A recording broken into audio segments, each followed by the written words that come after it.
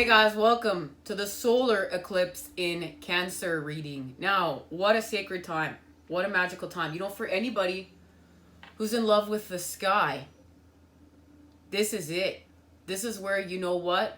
You believe in the magic. You believe in the wonder. And to witness and experience it. You know, since the dawns of time, I mean, our ancient eclipse time was so sacred. There's so much symbolism behind it too. And you know what? I really wanted to be a part of this one and I wasn't. I was sleeping and I was really getting some rest because this solar eclipse really just eclipsed out so many more things that needed to go. I mean, I feel like I've been through a hurricane. I literally feel like I have been through a hurricane and came back to tell the tale, to live another day. I will never be the same again after this eclipse. I will never ever be the same. My experiences and what I've been through, what I've been shown. And I've never felt so connected to the divine. I've never felt so connected to my path and who I am.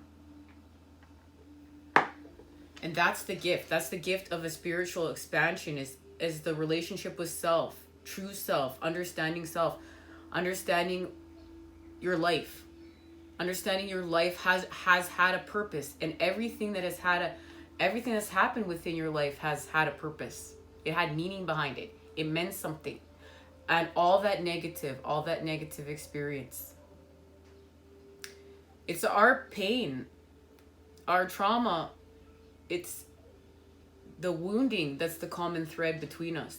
And it's not, we have to just not run from that feeling here. We have to not run from that experience. You know, we've been programmed to look at that as a bad thing. Oh my God, we're connecting through the negative. This is not okay.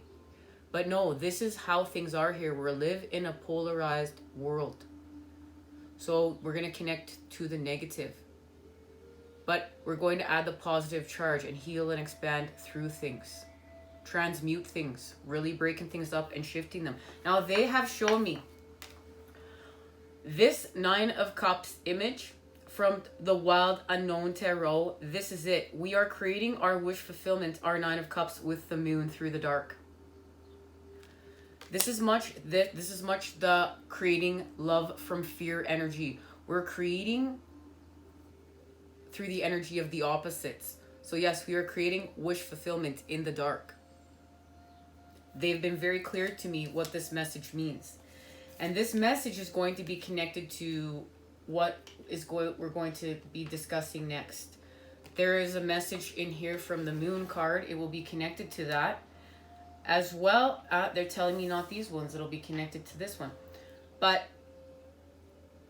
they've also shown me the energies at play is the Lovers, and the connection to the Lovers is the 8 of Wands and the Chariot combined. The 8 of Wands and the Chariot are together right now. But we're going to still start here. We're going to start with just seeing what's going down, what's happening.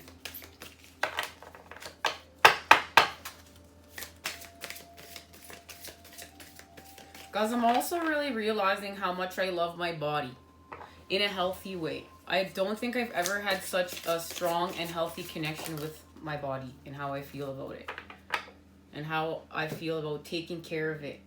And how much that matters. Gemini, I think this is the energy of Gemini and the Lovers. We have Void, of course, Moon missing. And this is where the Moon's in transit. We can't see the Moon. She's not giving us any information. But we must trust have faith in the divine, in the path, in what we cannot see, the unseen. Because we know what is not hidden is coming to light. Something's being illuminated for us during this eclipse. And it's our 8th house, endings and beginnings.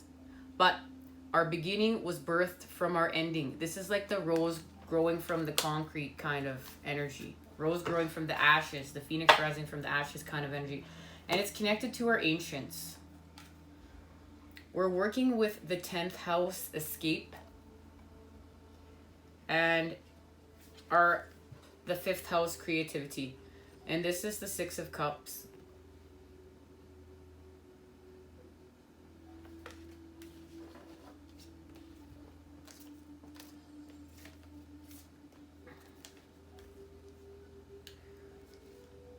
we're using our desires to heal. And we're going to heal our body with them.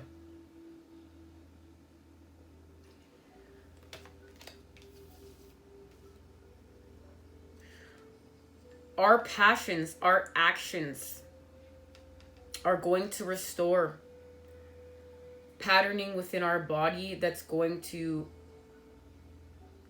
change our habits, change our universes. We're going to understand what health is.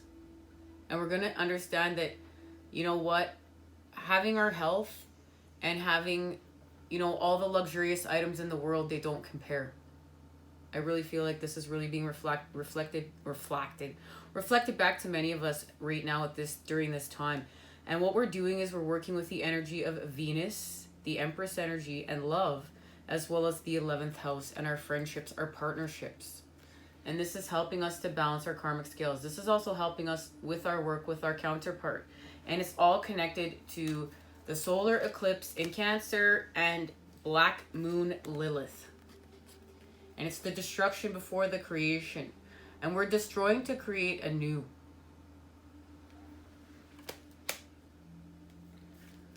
And Jupiter returns, benefits. And it takes, you know, roughly 12 years for Jupiter to return. So this is a decade's worth of work that we're harvesting. Guys, what am I calling this? This is the 12th house. This is the energy of Pisces. Why did I call this the 10th house? There's a message in this card for us. 12th house, escape. The lunatic, the lover, and the poet are of imagination, all compact. William Shakespeare, A Midsummer's Night Dream. It's time to get one point. It's not a time to ignore or overlook what's there. Things may get fragmented. The 12th house of the zodiac is the most mesmerizing of all the houses. Mysticism, dreaming, drowning, vast seas, and surrendering are all themes that belong to this house of the self-undoing. It is also the place in the chart where we lapse in our judgment and make bad choices, like the sign of Pisces that rules it. The 12th house falls at the end of the zodiac, which indicates a type of passage or rebirth. This house contains the meanings of all the signs and all the planets and all the other houses within it. The 12th house stands for the all. And guys, I'm very connected to this energy. I really understand this energy and being a Piscean and what it is to be able to be your own self-undoing and how we can heal from that space by picking one point and healing and just accepting with the all, working with the all. We surrender to the all, and that allows us to expand. We surrender to what is. We surrender to creation. We surrender to how things are here, universal principles, spiritual principles, even the 3D matrix crap. We just surrender to it and we expand through ourselves. And that's where the magic happens. Now, the 12th house offers bliss, spiritual fulfillment, the meeting up with twin flames. It promises of losing yourself in some beautiful other, but it might be like holding on to a dream cloud. This is a house of poetry and oceans in enchantment. It is where we lie to ourselves as well. It also represents water, toxins, poisons, perfumes, candles, hidden chambers, scented desires, Christ consciousness, and martyrdom. The 12th house tells us to forget ourselves and live for others. But this may bring confusion and also peril. It is fear and paranoia. It is a beauty and a love. It teaches us to rate poetry and understand the message from the heavenly spheres. The 12th house inspires us to show great kindness. Now, Venus has also come out with this card, and if Venus comes out with this card, it has a specific message. The Venus with the 12th house is indicating the emergence of an important love affair or relationship.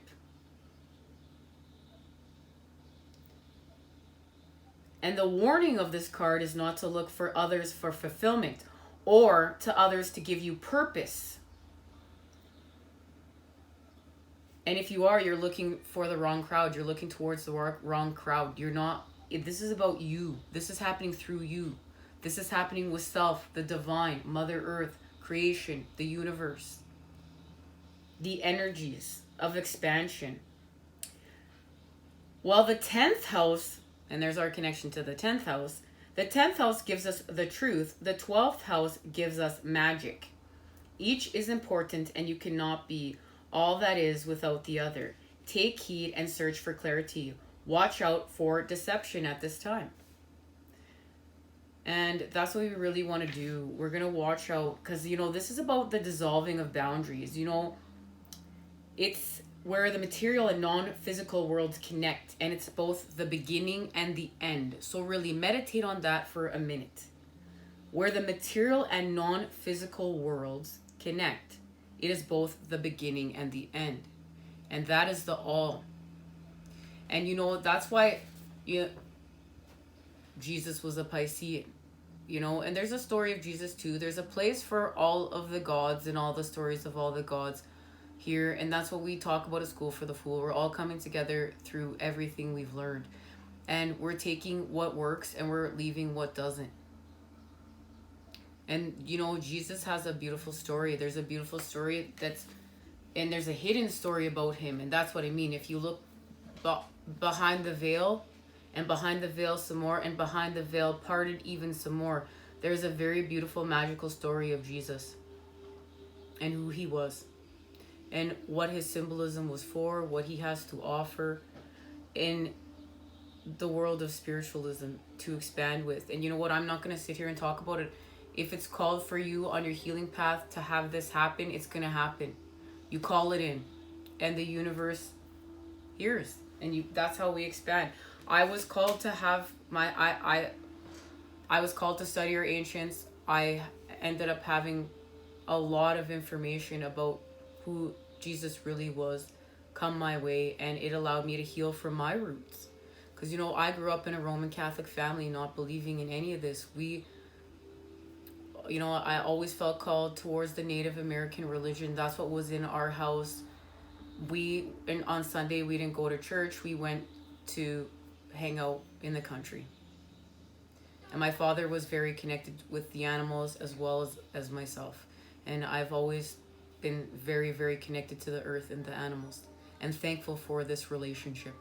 But in being able to learn, you know, there's so much knowledge out there, not to fear, to seek it. And I'm very thankful that on my path, I wasn't afraid to seek knowledge that had to do with religion. I healed there. And I got to my truth. And the truth's there if you're willing to look for it. Okay, that's what we're doing. We are facing our fears around here. Where are we going? We're going this way.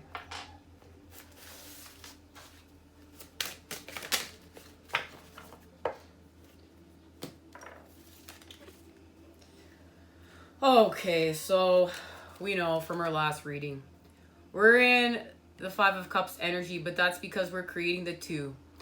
We're creating the Two of Cups through our sorrows. And what spilled out within these cups had to go. But our flame's still lit. Our flame is burning very brightly. Towers here, towers sit. This is the divine coming in and knocking out what's got to go. Helping us with our shadow work. And we're connecting to judgment. We're expanding from how this is playing out.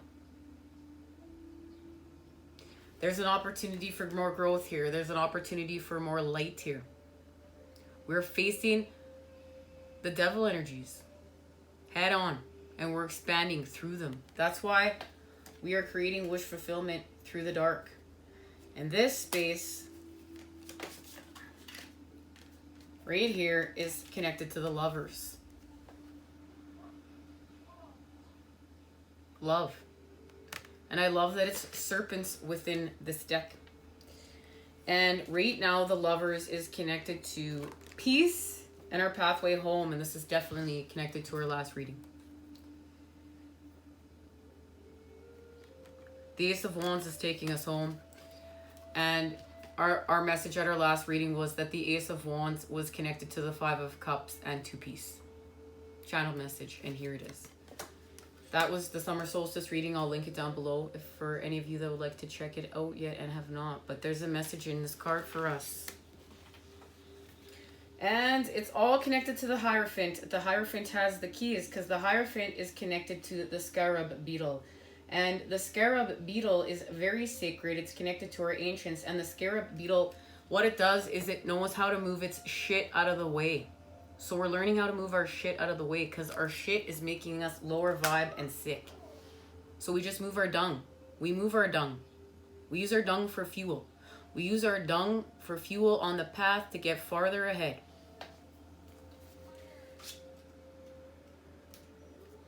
I know that didn't sound very pretty, but hey, we know that not everything on our quest is pretty, right guys? All right, the Lovers. In this card can relate to any relationship, a relationship between two lovers, two friends, or even your relationship with yourself. The growth of this relationship is rapid, passionate, and completely enveloping. Two snakes are shown entangled within themselves, enjoying each other's company, and becoming one union within wild pink roses. The snakes remind us of the temptation and the lure that often accompanies our relationships. It may be the temptation to stray from the relationship, the temptation to consume or control your partner, or the temptation to completely use yourself in the process of growing your partnership. Enjoy the journey of growing this relationship, but watch for temptation and keep your feet on the ground. Maintain a strong relationship with yourself first and foremost. And that's what we're doing. We're having this strong relationship with ourselves first and foremost. We're becoming whole.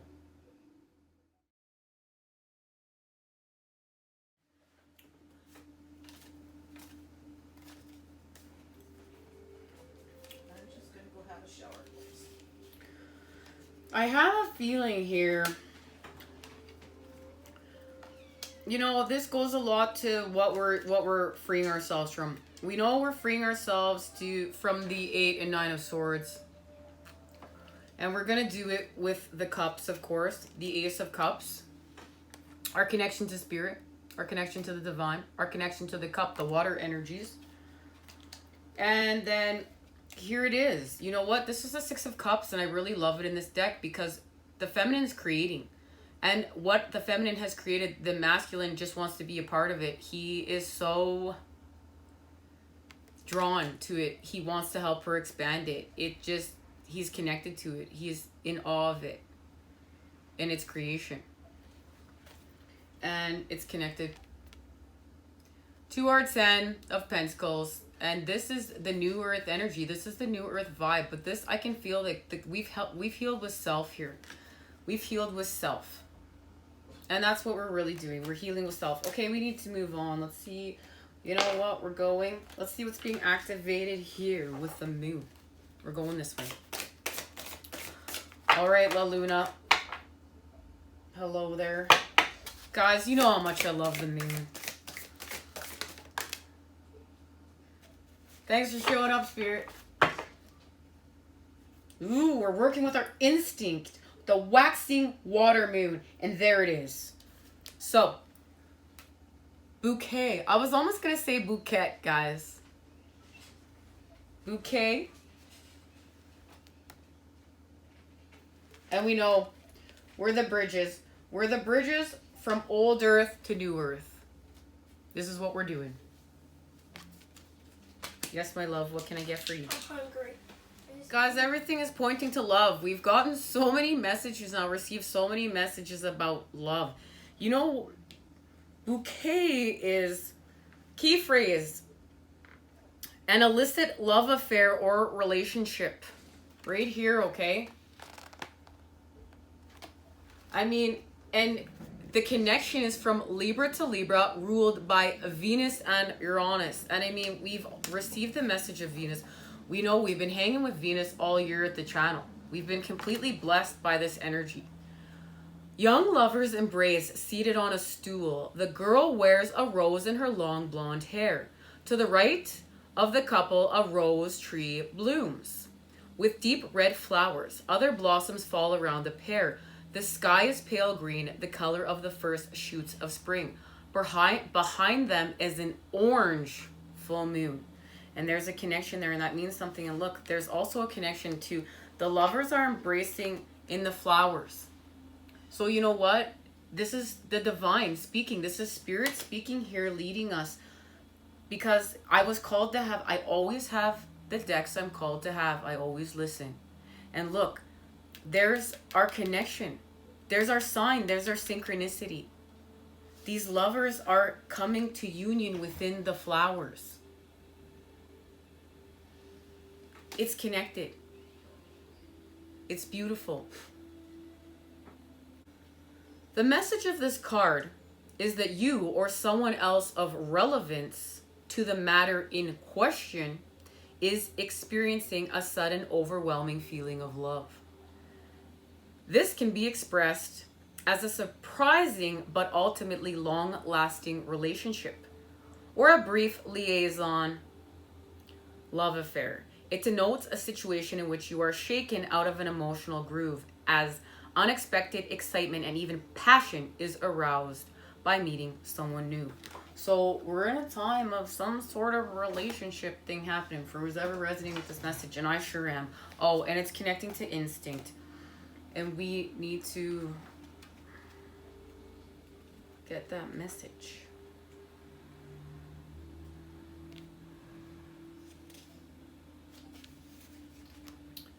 Now, instinct.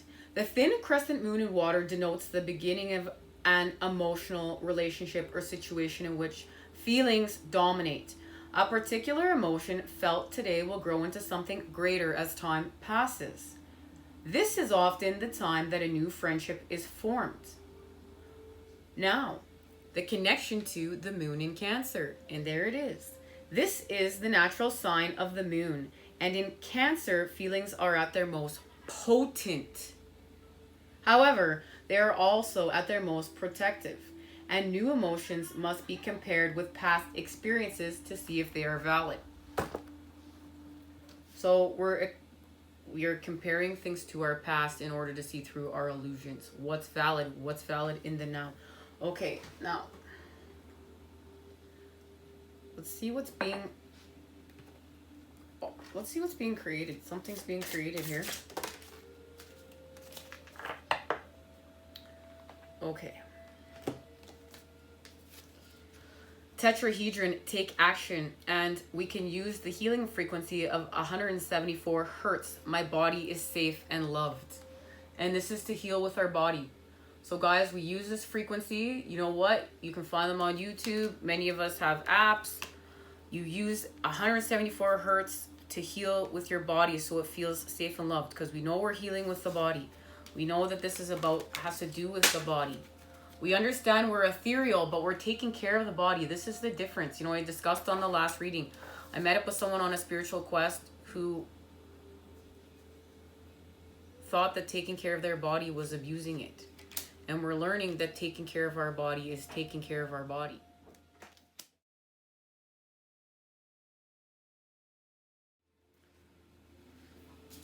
We also know we're taking action because the fire element is here. Through our desires. This is all happening through our passion. This is one lit reading. Take action. I take back my power and trust in my ability to succeed. The tetrahedron has appeared to you today as you are experiencing an imbalance within your solar plexus. Your ego and self-esteem are out of sorts, which may be causing you to suffer from indigestion or stress.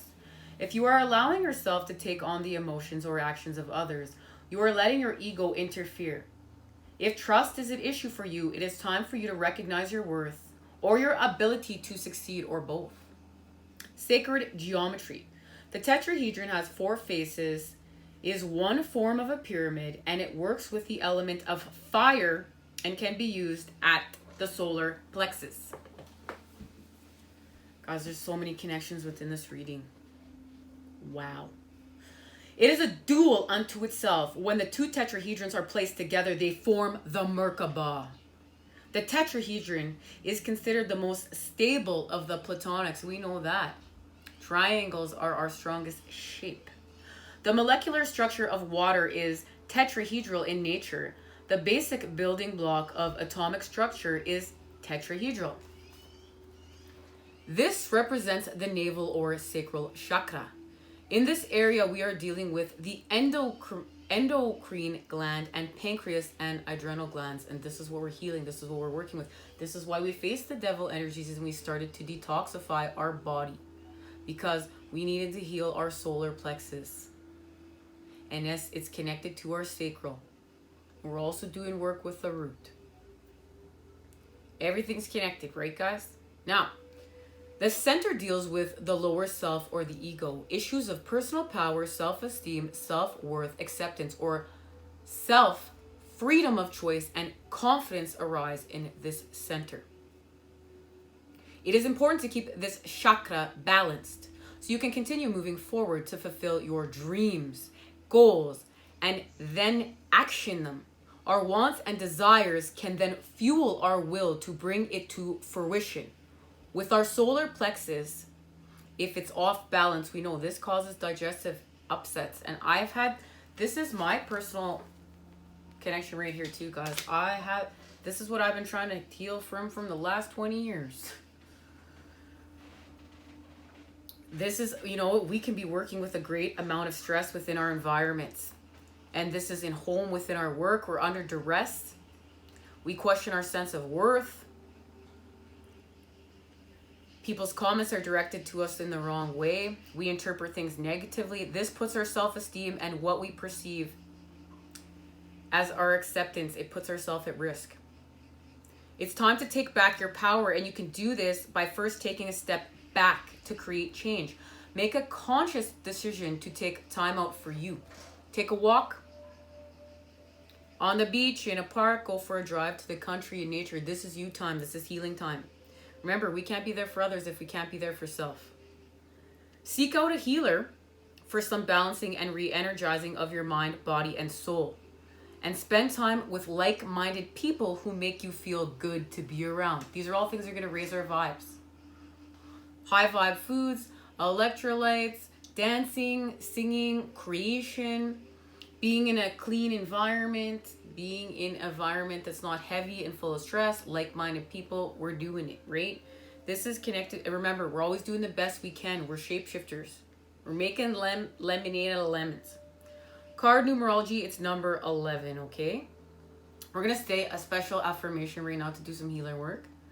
My ego is in perfect balance. It is my drive, my motivation, my will to succeed. I am motivated. I am empowered. I am driven. I do not fear success.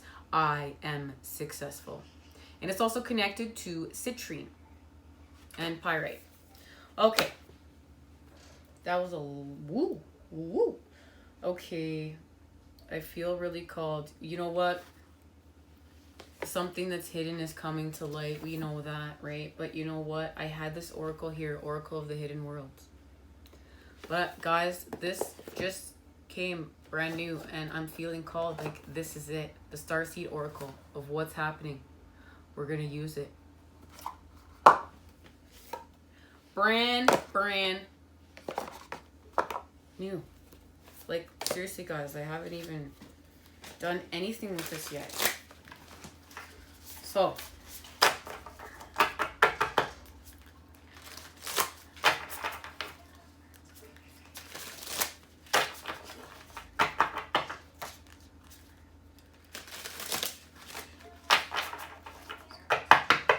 guys, this is the thing, okay?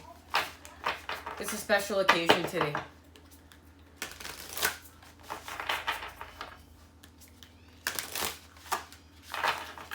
Now I just turned over the Lover's card. All right.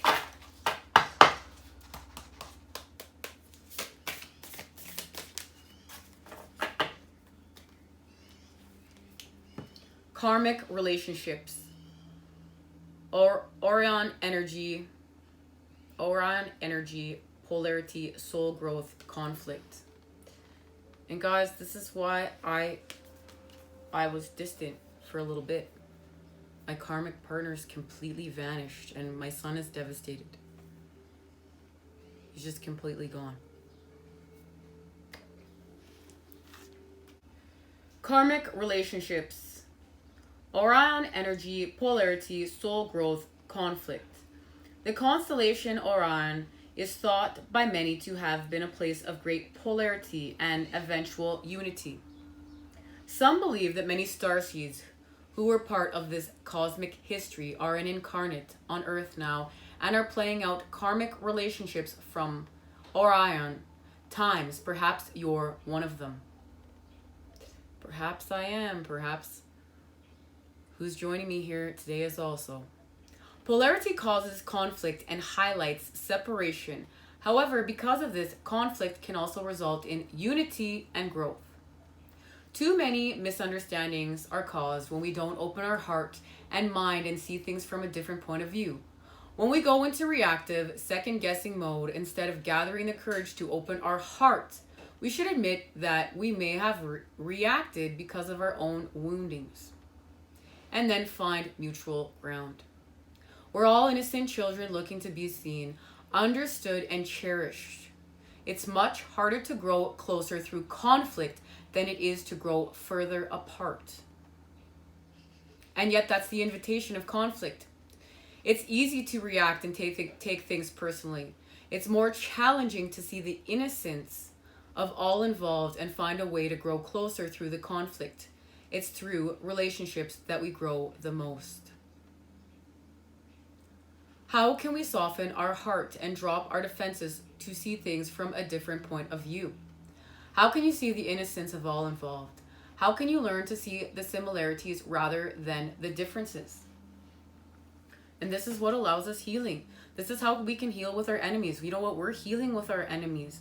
It doesn't mean we're going to allow our enemies to hurt us. No, this is a different kind of healing. This takes a different perception. This is able to see that your enemy's wounds are being projected out and you're not taking them personal. You take back your power. You are the co-creator of your own universe. You're your master. You can put up boundaries. You don't have to tolerate it. You can walk away. We have the power. We can take it back. But we can also look at, we know we're healing from conflict. This is all we've discussed, guys, right? This is all we discuss here. We're healing from conflict. This is the main message. This is what we're doing. We're healing from aggression. We're healing from conflict. This just creates bigger wounds. This just tears open the holes even further. We're not doing that. We're mending. We're repairing. We're moving forth. We're moving on. We're builders of new earth. We're healers. We're lovers. We're light warriors. And we understand we're warriors of the earth. And we have a humble charge to this. And we recognize that fighting is not the answer. Which relationships do you find the most challenging? How can you see things from a different perspective? How are you being called to allow growth through the conflict? These karmic relationships that are playing out they hurt. But they're teaching us something. And this is exactly how I feel with my karmic partner. See these people, they're both on two different worlds. I feel like we live on two different worlds. And I always felt like I always said to him, I feel like we're two people that are loving each other through a pane of glass and neither one of us can get to each other. And that's how I always felt. There was so much conflict within our relationship. It was so toxic. It was so unhealthy. But I never, there was such love there. And it was aggressive love, yeah. And I'm healing from it. And I miss it. And it hurts and it's hard. It's not just like you just had, then, you have your twin flame and everything's better. That's not how it goes down. That's not real. Real is healing. Healing with self. This is what we're doing. We're not just getting into another relationship to drown our sorrows. We're working on what is actually going to make us whole. What is actually going to make us feel healed. What is actually going to make us feel fulfilled. What is actually going to allow us to expand. All right, guys. We're going one more place and then we're going to say goodbye. Let's see what's actively happening on the path. I love this deck. It's active. We have the Three of Cups and we know our connection to the Three. The Three is connected to the Two of Cups. And look, they're actually working with the Two Cups. This is connected to Jupiter returns and our benefits, and how I was discussing here that we're harvesting something we've been working on. And look, they have the grapes. They've harvested them and they're filling up the Two Cups with the grapes. And this is what we're doing. We're filling up the Two Cups right now. And how are we doing so? There it is. There's the Five of Wands. We're healing from conflict, active conflict. We're pulling out our charge there. We're pulling it out. We're creating something else. We're going somewhere else. And yes, we are. Because the Wheel of Fortune is here. And we're ending hierarchy. Because we're creating equality. And how are we doing so? We're going to see through our illusions. The Seven of Wands is here with the Seven of Cups. We're going to heal and see through our illusions. And they're connected to the devil. And we're healing from our separateness. Confirmation right there. So guys, look, we have the King of Wands and the Queen of Wands. There it is. And look, there's our Wands energy. Guys, it got really loud here. It's party time. But there it is. Hey guys, so company showed up because we're having a solar eclipse in Cancer celebration. And you know, you guys heard things got a little wild. So I want to just show you what they showed me. And then we're just going to get a reshuffle and we'll see what happens. So this is what was happening. We saw the Devil card. That's when things got wild. You know how the Matrix was acting up, right? Every time we get close to the truth. Now, we have the Devil card. And we're healing with conflict. We're healing our active conflicts, our competitiveness, because that's not creating equality. And we're ending hierarchy. Now, in order to do so, we're going to heal and see through our illusions. What's keeping us separate? What's keeping us here? And you know what? It has to do with this. Battling. Battling self, battling others, battling the universe. And the King and Queen of Wands came out with the World.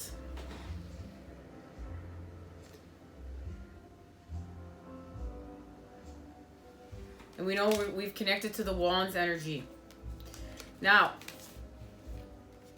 I want to get a reshuffle. And we're just going to see what comes out again. We're going to say goodbye.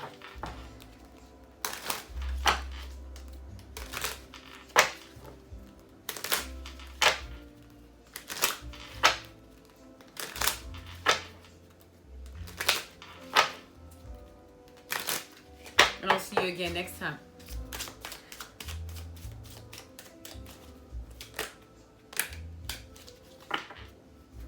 All right. The Eight of Wands and the Chariot. There it is. They just had to make their presence known. So look, we're freeing up all this energy in order to get in our chariot and go forth. The moon is helping us to find balance between the dark and the light.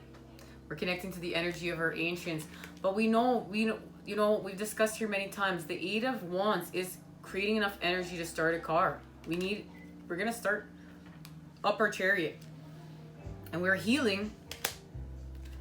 Now we have confirmation from the Five of Cups in order to create the two. And the Five of Cups is connected to our active conflict. This is what, there's a charge there.